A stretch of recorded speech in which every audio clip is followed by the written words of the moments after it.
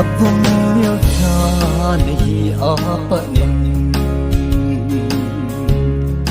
Dung in ka na kisan ko Oloy na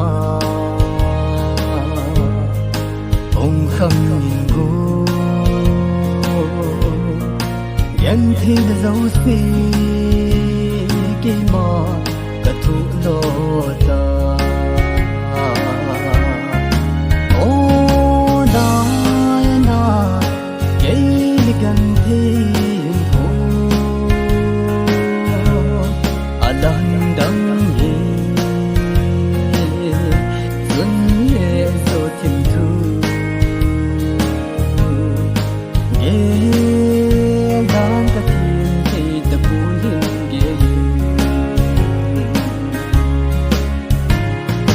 Kana ngay yu tỏa xin ngay nụ Ghen thì nè xem có nè thu dấu viên Yên lọ này lâu Ghen thì kỳ đến Kiếp qua nó dòng Cần này thì gì vui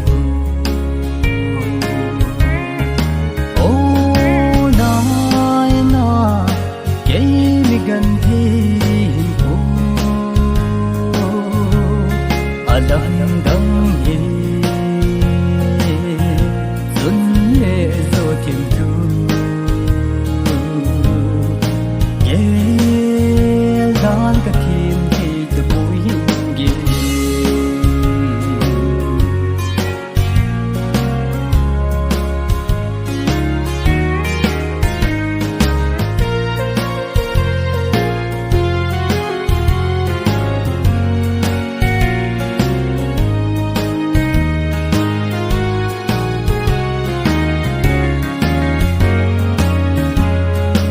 Hãy subscribe cho kênh Ghiền Mì Gõ để không bỏ lỡ những video